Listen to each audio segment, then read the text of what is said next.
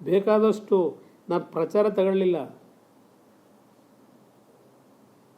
ಇದ್ದಿದ್ದು 18 ತಿಂಗಳು ಯಾವ್ಯಾವ ರೀತಿ ರೂಪಿಸಿದ್ದೆ. ಬೆಂಗಳೂರು ನಗರದ ಅಭಿವೃದ್ಧಿ ಇರ್ಬೋದು, ಹಳ್ಳಿಗಳಿಗೆ ಸುವರ್ಣ ಗ್ರಾಮೋದಯ ಅದು ಸಾಯಿಸಾಬಿಟ್ರು ಸುವರ್ಣ ಗ್ರಾಮೋದಯನ.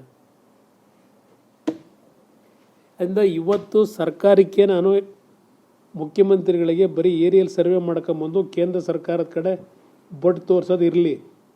ನಿಮ್ಮ ಜವಾಬ್ದಾರಿ ಏನು? 136 ಸೀಟ್ ಗೆಲ್ಸೋರು ನಿಮ್ಮನ್ನು.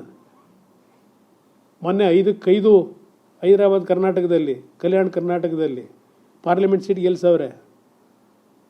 ಆ ಋಣ ತೀರಿಸ್ರಪ್ಪ. ಆಮೇಲೆ ಜಾತಿ ಗಣತಿ ಅವೆಲ್ಲ ನೋಡೋಣ ನಿಧಾನಕ್ಕೆ. ಏನು ಜಾತಿ ಗಣತಿ ಮಾಡಿ ಏನು ಎಲ್ಲ ಸಮಾಜ ಉದ್ಧಾರ ಮಾಡಿಬಿಡ್ತೀರಾ? 75-76 ವರ್ಷ ಆಗಿದೆ, ಕ್ರಾಸ್ ಮಾಡಿದ್ದೀವಿ 75 ವರ್ಷನ. ನೀವೇ ಇದ್ದೀರಲ್ಲಪ್ಪ. ಈಗೆಲ್ಲ 7ನೇ ವರ್ಷ 8ನೇ ವರ್ಷ ಈಗ ಅವ್ರದ್ದು. ಇದಕ್ಕೆ ಜಾತಿ ಗಣತಿ ಬೇಕಾ ನಿಮಗೆ? ಜನ ಉದ್ಧಾರ ಮಾಡೋಕ್ಕೆ ಬಡವ್ರನ್ನ?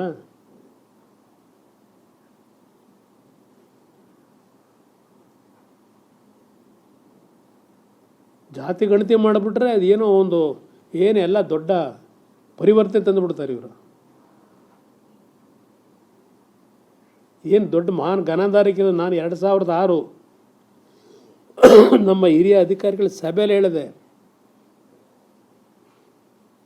ಪ್ರತಿ ಜಿಲ್ಲೆನಲ್ಲಿ ಪ್ರತಿ ಮನೆಗಳದ್ದು ಒಂದು ಅನಾಲಿಸಿಸ್ ಮಾಡಿ ಅವ್ರ ಕುಟುಂಬದಲ್ಲಿ ಎಷ್ಟು ಜನ ಮಕ್ಕಳು, ಎಷ್ಟು ಜನ ಓದಿದ್ದಾರೆ, ಜಮೀನು ಎಷ್ಟಿದೆ, ಯಾವ ಥರ ವಾಸ ಮಾಡ್ತಾ ಇದ್ದಾರೆ, ಅದನ್ನು ತಯಾರು ಮಾಡಿ ನಿಮ್ಮ ಜಿಲ್ಲಾ ಕಚೇರಿಗಳಲ್ಲಿ, ತಾಲೂಕು ಕಚೇರಿಗಳಲ್ಲಿ ಸಂಪೂರ್ಣ ಪ್ರತಿ ಹಳ್ಳಿಯ ಪ್ರತಿ ಕುಟುಂಬದ ಮಾಹಿತಿ ಇಡಬೇಕು ಅಂತ ಹೇಳಿದೆ, ಮಾಡಬೇಕು ಅಂತ ಹೊರಟಿದ್ದು.